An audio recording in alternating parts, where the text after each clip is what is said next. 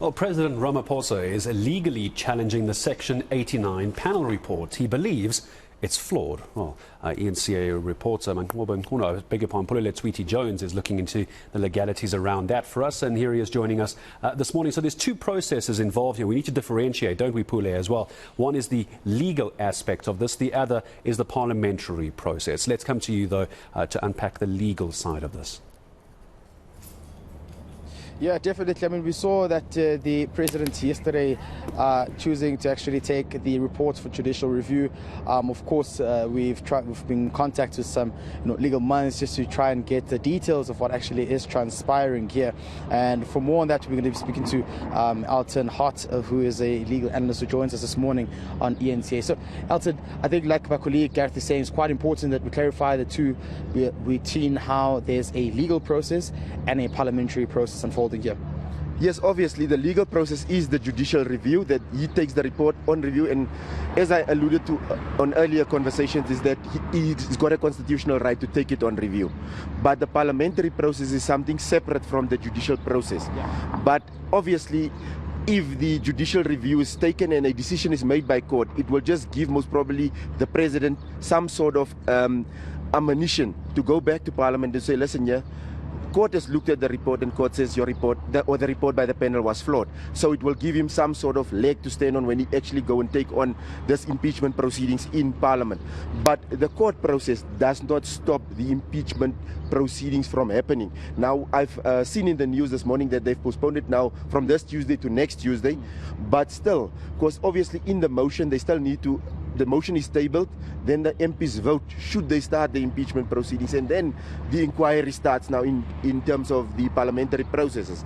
And thereafter, when that process comes back to parliament and say also the president has got a case to answer to in terms of the parliamentary process, then they can now vote. And there is where the difficulty also lies, when we already saw that the Treasurer General yesterday said NEC members, MPs were instructed to toe the party line. They will vote according to party instruction and not according to their conscience. I mean, why you bring us to question as to why would the president, take this for judicial review if he enjoys the support of some of the members within his caucus, especially in Parliament, who have toed the line and been instructed to vote and oppose the report, against the report? Pule, I can only see one thing, is that when you take something on review, you want the court to now give yourself that relief or reprieve that you're looking for, to say, listen, yeah, the panel did not do its job or due diligence, did not perform due diligence. Because obviously we saw in the papers already filed that they say that the panel misunderstood their mandate and the panel did not call certain witnesses. That's one of the things that they are touching on, to say, listen, yeah, the panel did not do its job properly. They did not touch on the character of the people that were sitting on the panel, like Sandile Ngobo, Judge Toko Zizima Masipa, and also Advocate Selo. They did not touch on their character, but it looks like they touch on the work, the quality of the work that was done by the committee, to say, listen, yeah, or the panel to say, listen, yeah, we've come to this conclusion, but obviously there was not both sides of the story, because it's like they're saying that there was allegations by Arthur Fraser, and nogal they say it's unsubstantiated allegations because it's not supported by fact. Yeah. So they say it's primarily based on hearsay. Yeah. And then the president say he has now brought his answering affidavit, which is under oath, evidence under oath with annexures. But obviously one needs to know how these things work in the law of evidence.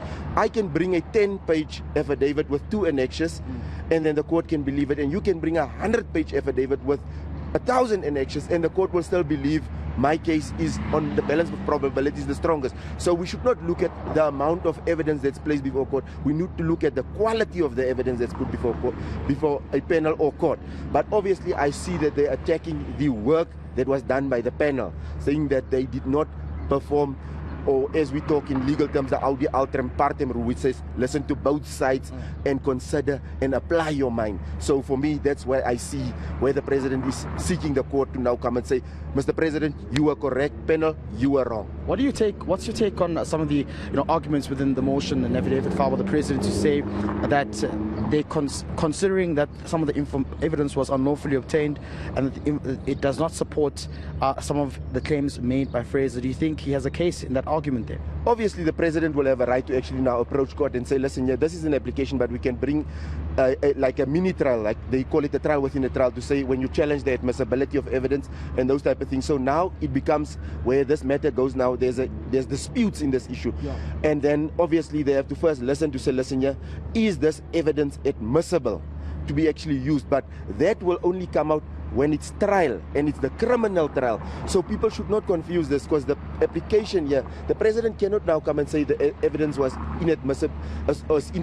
Yeah. He just needs to say the report was not done properly, due diligence was not performed. That's what he's doing in the application. But if the National Director of Public Prosecution decides to actually criminally charge him, now there's going to be a case, and then he can now test the authenticity, the genuineness of evidence that is brought before court. That's when we talk about admissibility of the evidence, when the president is criminally charged, if it's going to happen. What's the next step going forward here? I mean, we've seen opposition parties are saying that the Speaker should oppose the review application. Speaker saying that she's still, seeking for legal opinion as well. What would be the next forward going into next week Tuesday as well? Obviously, the Speaker cited as one of the parties. If she's of the view that the panel did their work and she believes in the work that the panel did, that they actually applied their minds properly, and the outcome or the recommendations by the panel is actually properly obtained or done in line with what their mandate was, then she can say, okay, I file a notice to oppose the review application, and also now file an answering affidavit to the president's founding affidavit that he filed in the review application. The opposition parties, obviously, if they don't oppose this application, it will be just out and out sort of half, they're shooting themselves in the foot. Can they join as friends of the court? They can join as friends of the court. They can actually come in and say, listen, we want to be joined as friends of the court, and actually now also file answering affidavits to the president's founding affidavit for the review application. So the opposition, if they don't do it, I think that they're shooting themselves in the foot. Then the parliamentary process will not help them, because if this comes out and the president gets a favorable result from the Constitutional Court, then they are dead in Parliament already.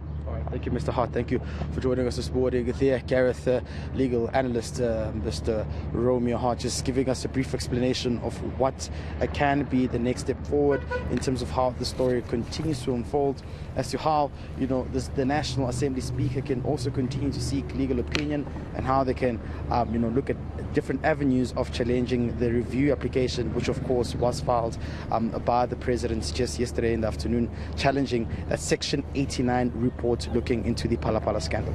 And we're going to stay with that legal element throughout the day as we begin to make more and more sense of how it could possibly play out for us. Appreciate the time of you and your guest, eNCA reporter Pule Letshwiti-Jones.